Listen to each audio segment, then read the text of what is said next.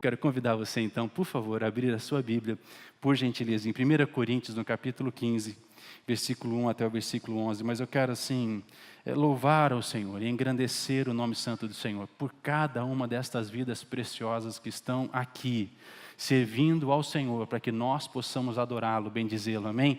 Então, antes de nós lermos a palavra do Senhor, vamos aplaudir a esses queridos que se prepararam, amém? Louvado seja o santo nome do Senhor, amém? Os irmãos da recepção, do estacionamento, do som, da projeção, pessoal do louvor, a todos vocês, nosso carinho, nosso amor, a nossa gratidão a Deus por vocês, em nome de Jesus, amém? A palavra do Senhor em 1 Coríntios, no capítulo 15, versículo 1 até o versículo 11, diz assim, se puder colocar para mim o retorno aqui, eu agradeço, tá bom? Diz assim a palavra do Senhor em 1 Coríntios, capítulo 15, versículo 1 até o versículo 11, enquanto eles estão preparando lá. Irmãos, venho lembrar-vos o evangelho que vos anunciei, o qual recebestes e no qual ainda perseverais. No versículo 2 diz assim, por ele também sois salvos, se retiverdes a palavra tal como vô-la preguei, a menos que tenhais crido em vão. Antes de tudo, vos entreguei o que também recebi, que Cristo morreu pelos nossos pecados, segundo as Escrituras, e foi sepultado e ressuscitou ao terceiro dia, segundo as Escrituras, e apareceu a Cefas, e depois aos 12, depois foi visto por mais de 500 irmãos de uma só vez, das quais a maioria sobrevive até agora, porém alguns já dormem. Depois foi visto por Tiago, mais tarde por todos os apóstolos, e afinal, depois de todos, foi visto também por mim, como por um nascido fora de tempo. Porque eu sou o menor dos apóstolos, que mesmo não sou digno de ser chamado apóstolo, pois persegui a igreja de Deus. No versículo 10 diz assim, mas pela graça de Deus sou o que sou. E a sua graça, que me foi concedida, não se tornou vã. Antes, trabalhei muito mais do que todos eles. Todavia, não eu, mas a graça de Deus comigo.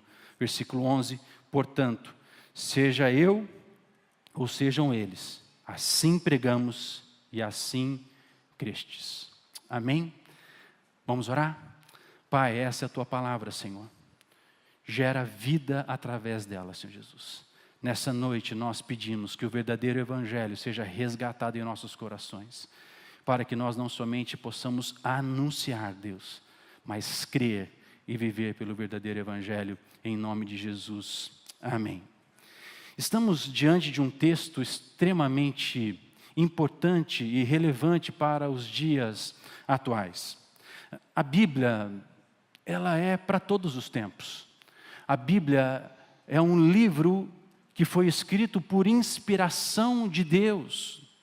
Então foi Deus quem inspirou homens através do Espírito de Deus para escrever a Bíblia e revelar a verdade de Deus para nós. A Bíblia não necessita de atualização ou contextualização para se tornar mais atual para os dias odiernos. Ela é a revelação do Espírito de Deus, inspirando homens a escrever a verdade a respeito do Senhor.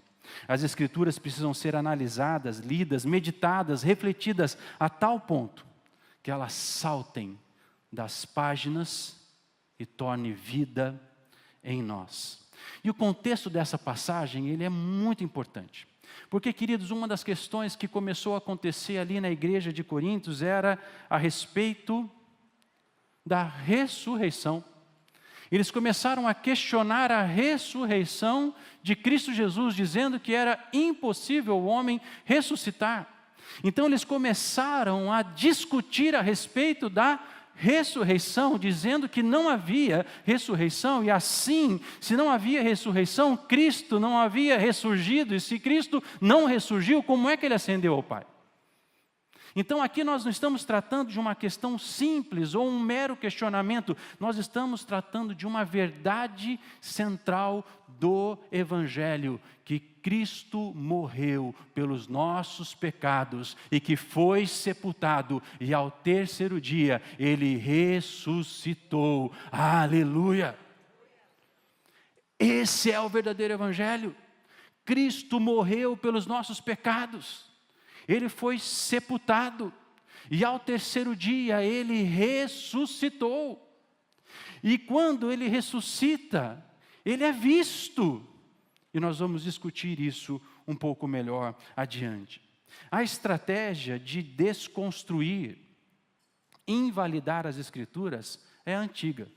Na verdade, desde o início, Satanás usa a mesma artimanha. Trazer dúvida, incerteza, distorcer, modificar para ser mais aceitável. Não, porque se for assim, se a gente der uma ajeitadinha aqui, se torna mais fácil de não é. É um engano, é um engodo, é mentira e distorce a verdade. Essa é a artimanha do maligno desde o princípio. Mudar a verdade. Transfigurar a verdade. Porque a verdade é uma só. Cristo Jesus morreu, foi sepultado e ao terceiro dia Ele ressuscitou em glória. E porque Ele ressuscitou, nós ressuscitamos com Ele para uma nova vida e uma vida cheia de esperança. Então nós precisamos entender isso. A verdade é a verdade. Observem com muita atenção, porque esse é o verdadeiro e único Evangelho de Cristo. Qual é esse único e verdadeiro Evangelho de Cristo? Que Jesus morreu, foi sepultado e ao terceiro dia Ele ressuscitou para a glória do Pai. Por sua morte e ressurreição somos salvos pela graça. Quem pagou o preço foi Cristo. Nós nunca seríamos capazes de tamanha obra, porque o Senhor chamou, enviou e realizou a sua obra de salvação através de Cristo Jesus. Então é importantíssimo nós frisarmos algumas questões importantes para os dias de hoje. Cristo Jesus não morreu pelos meus sonhos. Cristo Jesus não morreu pelo meu sucesso. Cristo Jesus não morreu para que eu pudesse alcançar grandes coisas. Cristo Jesus não morreu para que eu seja melhor ou maior.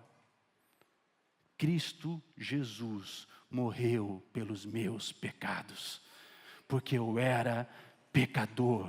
Ele deu a sua vida e o seu sangue para que através desta vida e desse sangue eu fosse perdoado e purificado de todo o pecado. É pelo sangue de Jesus que nós somos lavados, redimidos e purificados para a glória do Senhor Jesus. Somente Ele pode te livrar da morte.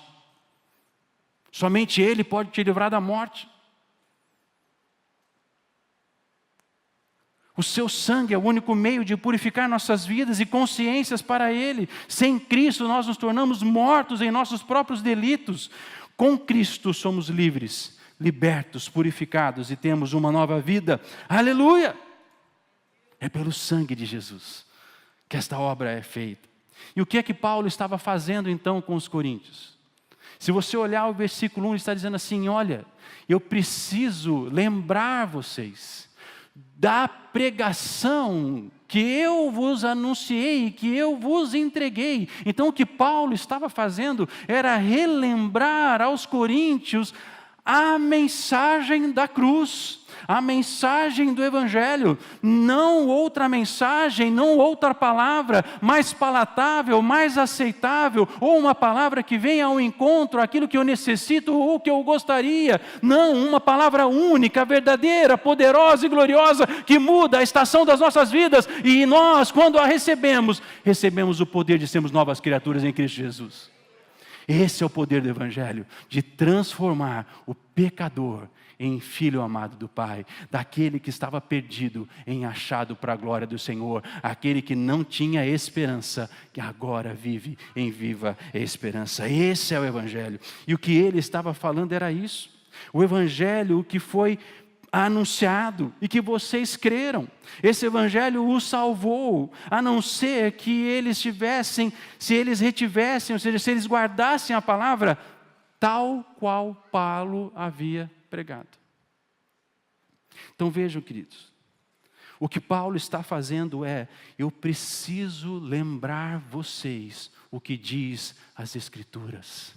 E as Escrituras anunciam Cristo Jesus, morto, sepultado, mas ressurreto e assentado à glória do Pai, para cuidar da minha vida e da sua vida, para que nós tenhamos uma viva esperança para a glória dele. Esse é o Evangelho.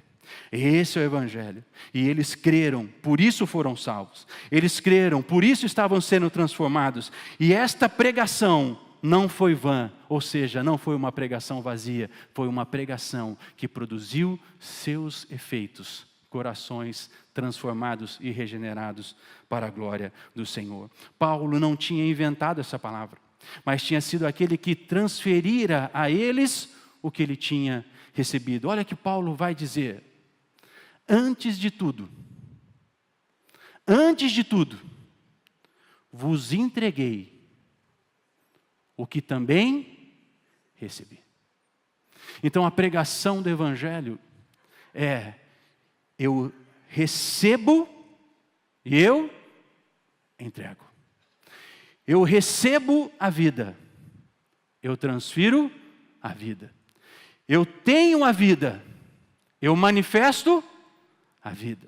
Então o Evangelho é esta manifestação do amor e do poder de Deus, onde nós recebemos a revelação de quem Cristo Jesus é, e porque Ele é em nós, nós passamos a viver segundo a vontade dEle, segundo a direção dEle. E era isso que Paulo estava fazendo. Paulo estava relembrando eles, dizendo isso: antes de tudo, vos entreguei o que também recebi. Esse é o Evangelho anunciado e crido, o que foi revelado pelo Espírito e que estava sendo pregado por aqueles que presenciaram essa grande obra.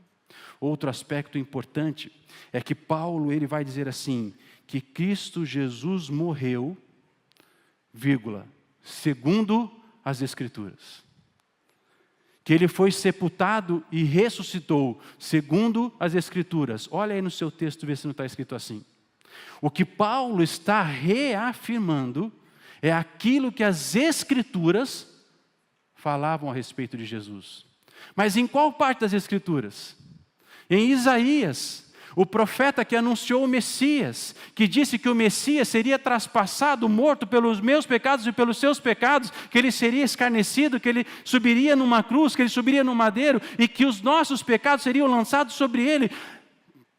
O que ele está falando a respeito de Isaías 53.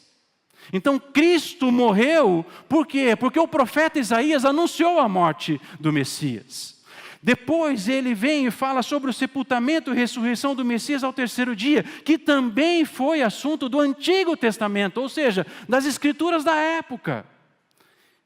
E quando nós olhamos Salmo 16, 8 a 11, Salmo esse que foi citado por Pedro no dia de Pentecostes, e vocês podem conferir em Atos 2, 24 a 28. Então o que Paulo estava dizendo para eles é: segundo as Escrituras, se cumpriu em Cristo Jesus aquilo que se anunciou do Messias.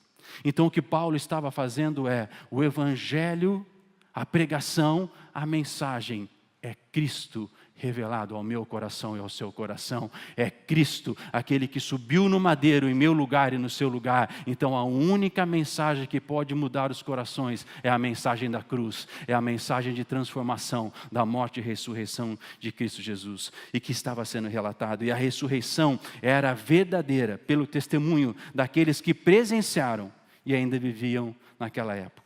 Vamos olhar a ordem cronológica dos fatos, como ele vai descrevendo aí no texto. Ele fala assim: primeiro ele apareceu para Cefas, o famoso Pedro, amém, irmãos? Ele aparece para Pedro. E depois ele aparece para os 12. Lembra lá quando ele entra, né? Tudo bem que Jesus não passou pela porta, meu irmão, passou pela parede. Eu acho que deu ruim um pouquinho isso aí, porque, né, acho que os caras ficaram um pouquinho de medo, né? De repente aparece alguém passando pela parede, eu acho que eu ficaria tenso também, irmãos, não sei. Mas ele aparece. E depois, ele aparece para 500 irmãos, de uma só vez, dos quais a maioria estava vivo até aquele momento, embora ele disse que alguns já haviam dormido, alguns já haviam descansado no Senhor, muitos estavam ali para testificar que Jesus Cristo ressurgiu dos mortos e apareceu diante deles. Depois ele aparece diante de Tiago, mais tarde para todos os apóstolos e por fim, visto também por Paulo. No caminho de Damasco, quando ele está no cavalo, de repente uma grande luz resplandece, ele cai do cavalo e aquela luz fala com ele. E ele ouve e fala com ele, Senhor.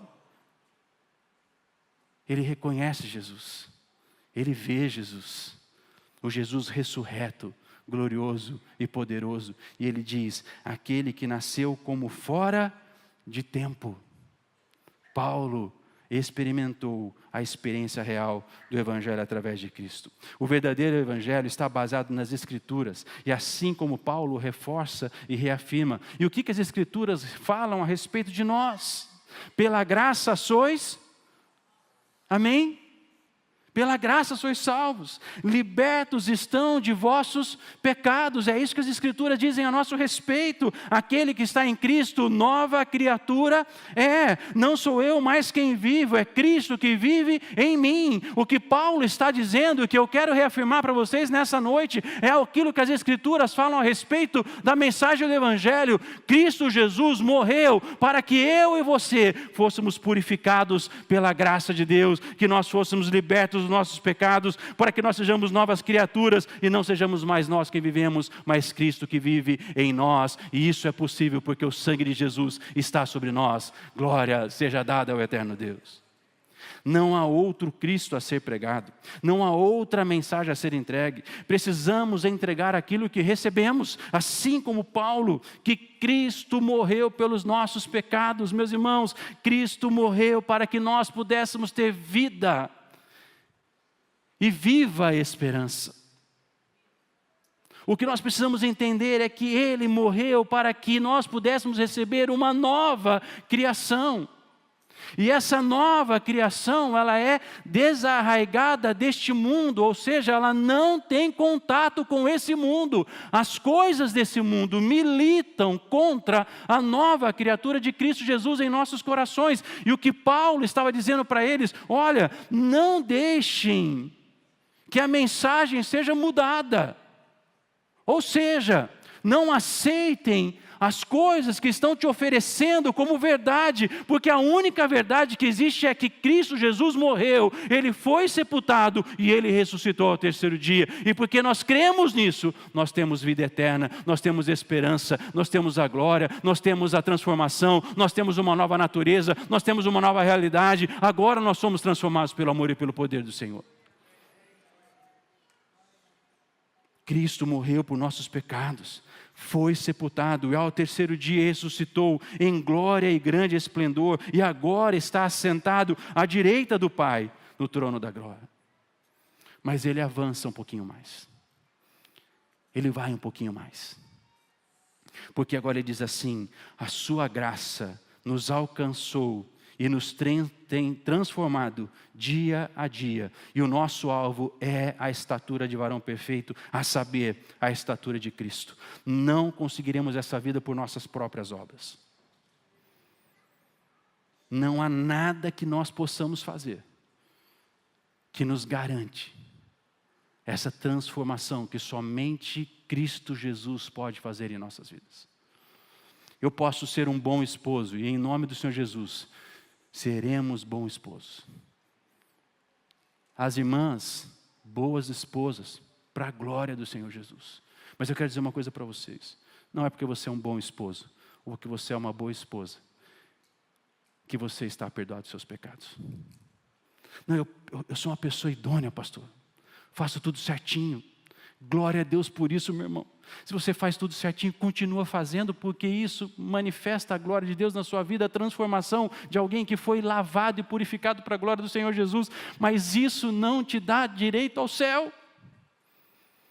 Isso te dá direito a manifestar a glória de Deus aos homens, para que os homens olhem para você e dizem assim: ali vai um homem de Deus, uma mulher de Deus, um homem íntegro, mulher íntegra, para a glória do Senhor Jesus. Continuem assim. Mas salvação e transformação somente pelo sangue de Jesus. Nova natureza somente pelo sangue de Jesus. Não há outro caminho, só há um caminho. Então Deus não está falando a respeito de sucesso terreno. Deus não está falando a respeito de conquistas terrenas. Deus não está falando de boas obras. Elas são importantíssimas, meus irmãos. Espero em Deus, em nome do Senhor Jesus, que nós sejamos uma igreja reconhecida por nossas boas obras. Porque somos bons, porque cuidamos uns dos outros, porque amamos uns aos outros, porque isso também manifesta o Evangelho de Cristo. Mas entendam uma coisa: as nossas boas obras são incapazes de nos justificar, porque o que nos justifica é o sangue do Cordeiro vertido na cruz do Calvário. Somente esse sangue nos justifica de todo pecado. É por esse sangue que nós temos acesso ao céu, é por este sangue que nós temos acesso às promessas, é por esse sangue que eu alcanço tudo aquilo que a palavra de Deus garante que nós alcançaríamos. Um coração reto, um coração puro, uma consciência pura e um viver para a glória de Deus.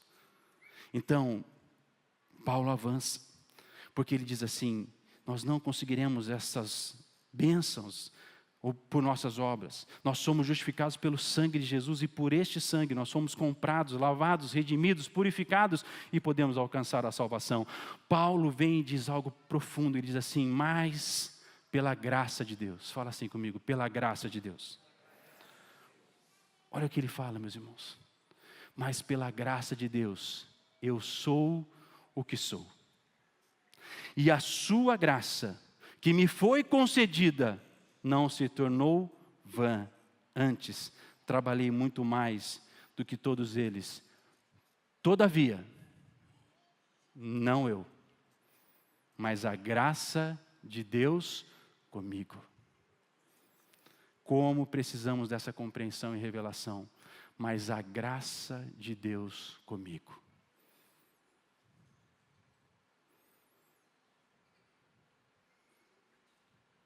Você tem a graça de Deus. Você tem a graça de Deus. Você tem a graça de Deus. Você tem a graça de Deus. Paulo está dizendo: foi pela graça de Deus que eu me tornei quem eu sou. Não porque eu conseguiria, porque na condição natural de Paulo ou de Saulo ele era perseguidor da igreja, mas porque a graça o alcançou, ele se tornou perseguido e sofreu as dores pelo amor do nome de Jesus. A graça é que tornou ele um apóstolo. A graça foi que deu a ele a oportunidade. E olha o que ele diz: todavia, não eu, mas a graça de Deus comigo. Como nós precisamos entender isso hoje? Não nós, mas a graça de Deus conosco. A graça de Deus que nos faz andar em santidade. A graça de Deus que nos faz olhar para os outros com olhar de misericórdia e de amor. A graça de Deus que me faz olhar para a minha esposa e amar a minha esposa, mesmo quando ela está meio fio desencapado. Não sei se vocês já viram isso, fio desencapado. Não, minha esposa não, mesmo. Eu só usei um exemplo aqui, foi mal, ela está aqui. Né? Vamos usar genericamente, né? Sabe, a graça.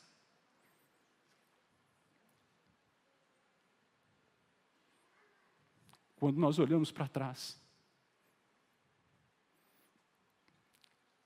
e vemos quem nós éramos, todavia, não eu, mas a graça de Deus em mim. Eu posso dizer para vocês e atestar isso para vocês: se não fosse a graça de Deus, eu não teria chegado até aqui. É a graça de Deus. É a graça de Deus, é a graça de Deus, essa graça que nos lava, essa graça que nos santifica, essa graça que muda a nossa forma de pensar, essa graça que nos faz entender o quão pequeno nós somos. Olha o que Paulo diz. O homem que escreve a maior porção da Bíblia, ele diz assim: eu não sou digno de ser chamado apóstolo, mas de todos eles, eu fui o que mais trabalhei. Por quê? Porque ele tinha uma consciência de quantas vidas ele matou, de quantas vidas ele tirou, de quantas vidas ele ceifou, e ali ele trazia sobre o coração dele um peso de graça, que somente a graça podia limpar o coração dele, somente a graça agora podia restituir aquilo que ele precisava, que era anunciar o Evangelho de Cristo. Por isso ele fala isso, pela graça, e nós precisamos entender isso, a graça de Deus comigo. Meus irmãos, em nome do Senhor Jesus, que nós possamos viver essa vida, é a graça de Deus comigo, é a graça de Deus comigo. Não sou mais eu quem vivo, mas é a graça de Deus dentro de mim, é o Espírito Santo dentro de mim, mostrando o caminho a seguir, mostrando o que fazer, o que falar, aonde entrar, o que buscar, como comportar-se. É a graça de Deus comigo. Como precisamos dessa compreensão e revelação. A graça de Deus comigo, ela habita em nós, ela opera em nós. Não anulemos a graça, voltando para a nossa vida de devassidão e pecados, mas nos apeguemos firmemente à graça que nos purifica e nos santifica. É a graça, é a graça. Quando eu meditava e refletia e pensava na mensagem, Deus me fez entender o coração de Paulo. Foi a graça de Deus com ele que o levou a ser quem ele era. Se você deseja viver para Cristo, entenda que você não vive mais pelo seu jeito.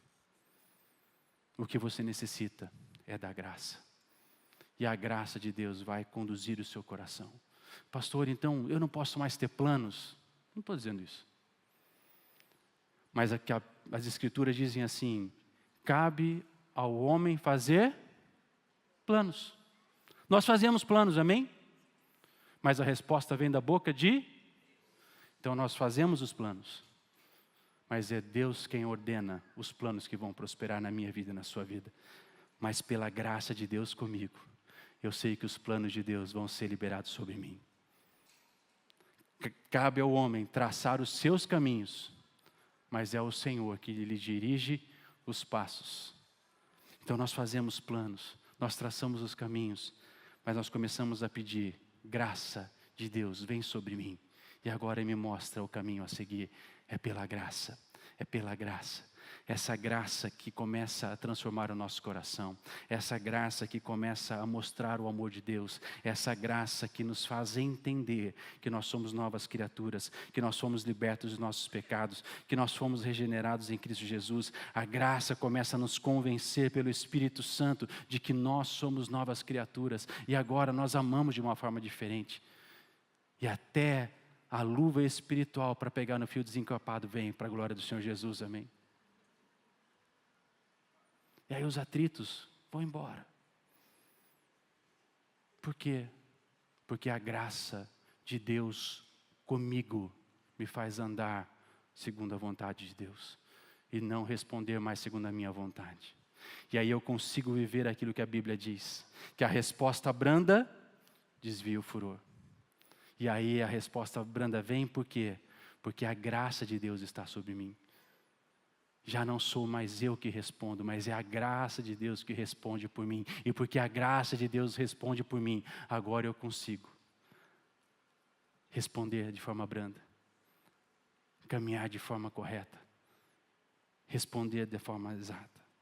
Encerro com a afirmação final de Paulo, quando ele diz: portanto, seja eu ou sejam eles, assim pregamos e assim crestes. E qual foi a pregação?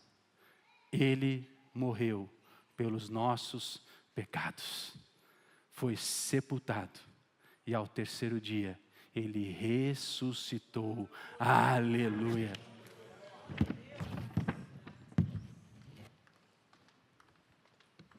O que Deus fez por nós, o que Jesus fez por nós, é algo tão grandioso que nós passamos a ter acesso à graça. Mas como eu disse algumas mensagens atrás, a graça não é de graça. A graça custou o sacrifício de Jesus na cruz. E por que é que Paulo, então, precisa relembrar aos coríntios a respeito da graça? Porque, queridos, muitas vezes nós vamos deixando entrar no nosso coração um outro evangelho. Um evangelho que está mais parecido com o nosso sucesso humano. Parece que só somos abençoados se a conta tiver azul. Irmãos, glória a Deus pela conta azul, amém, irmãos? Não tem nada contra isso não, amém? Glória a Deus por isso.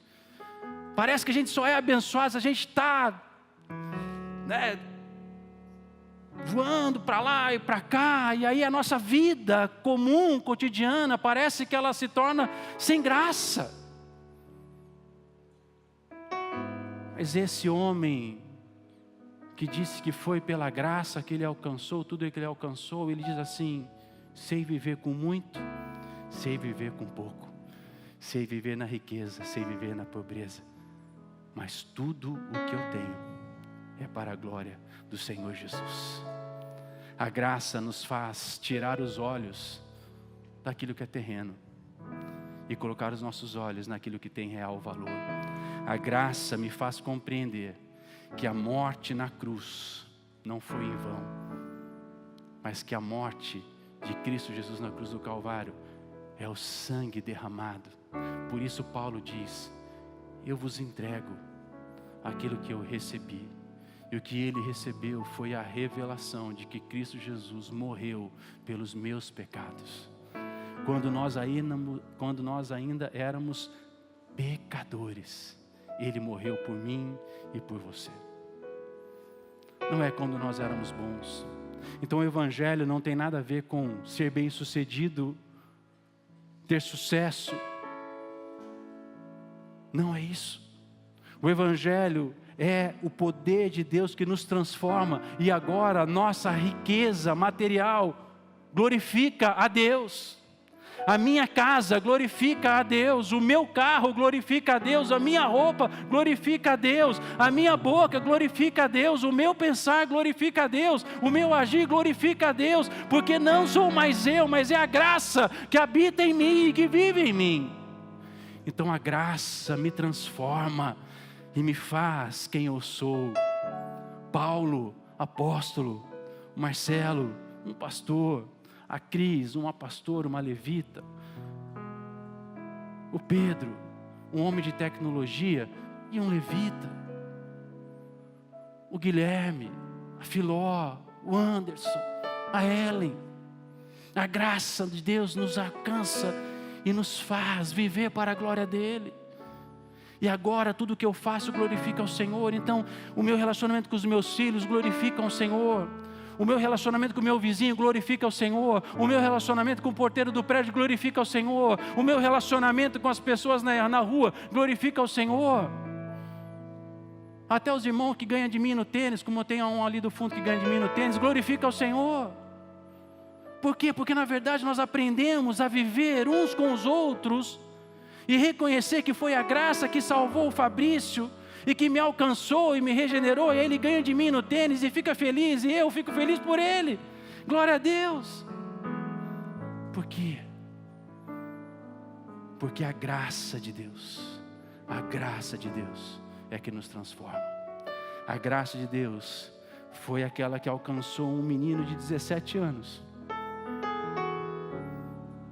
sem esperança, com medo, olhando para o futuro, sem saber o que viria. E hoje esse menino de 17 anos, aos seus 49, caminhando para os 50, olha para trás.